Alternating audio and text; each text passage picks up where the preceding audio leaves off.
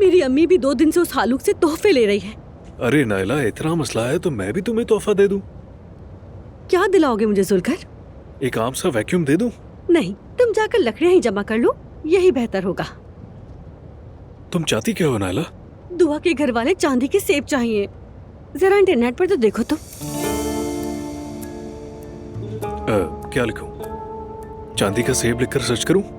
हाँ, वही लिखो। अरे नायला, ये तो एक ब्रांड निकला। दुआ तो वैसे ही ब्रांड्स में डूबी हुई है।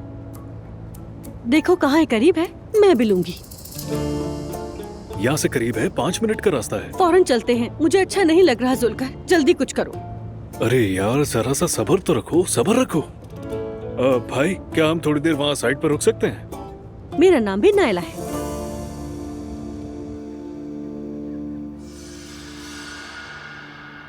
अब इतनी भी कोई बड़ी बात नहीं हो गई, बात को क्यों बढ़ा रही हो?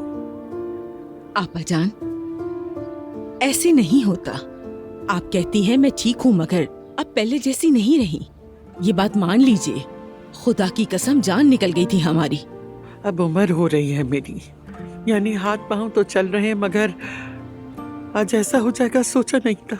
मम्मी, जब आप घर में नजर नहीं आई तो मेरी तो जान ही निकल गई। अगर आपको ना ढूंढ पाते, वो आदमी ना होता तो क्या होता? आपा जान, हम आपसे बहुत मोहब्बत करते हैं। हम सब आपको खोने से बहुत डरते हैं। आप हमारे लिए सब कुछ हैं। तुम सब मिलकर मुझसे ऐसे बात कर रहे हो जैसे मुझ पर तरस आ रहा हो तुम लोगों को। मुझे ये बिल्कुल अच्छा नहीं लगता। मेरी प्यारी मम्मी, हम आप पर तरस नहीं खा रहे, हमें तो बस आपकी फिक्र हो रही है। आपके साथ जो हो रहा है उसे समझने की कोशिश कर रहे हैं। आप भी तो हमें समझे ना। ठीक है, मुझे भी डर लगता है, तुम्हारी सोच से भी ज्यादा। कभी कभी याद नहीं रहता कि मैं क्या कर रही हूँ, कहाँ हूँ, मगर मैंने नहीं सोचा था कि ऐसे कमजोर हो जाऊंगी।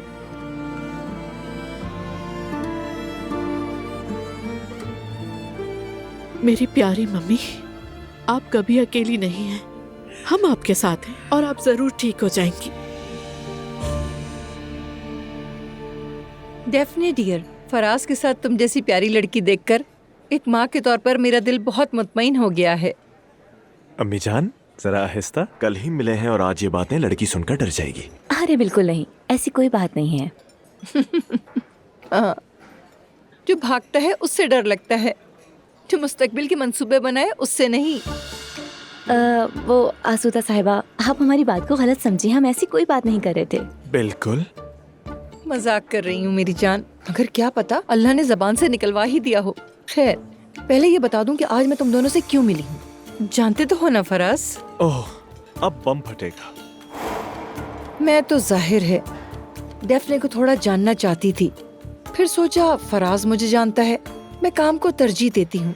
मुझे गलत बिल्कुल ना समझना, ये आदत सिर्फ अपने लिए नहीं, ये हर उस शख्स के लिए है जिससे मैं मिलती हूँ। बिल्कुल डेफने जान, यहाँ से तुम समझ सकती हो कि मेरी अम्मी तुम्हें कितना पसंद करती हैं।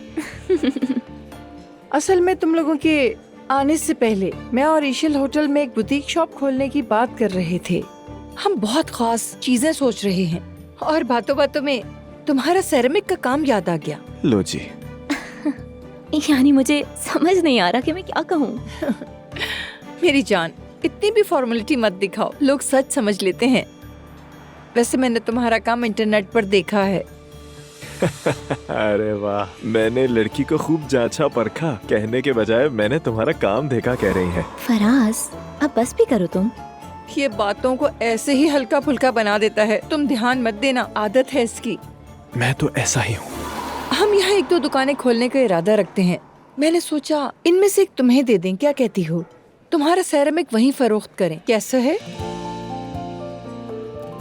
मतलब ये तो बहुत अच्छी ऑफर है आसूदा साहिबा, लेकिन समझ नहीं आ रहा कि मैं मेरा ख्याल है तुम सोचो इसके बारे में, बुरा मशवरा नहीं है।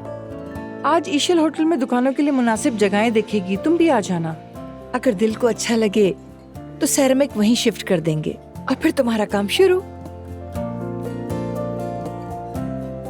ठीक है, बहुत शुक्रिया आपका।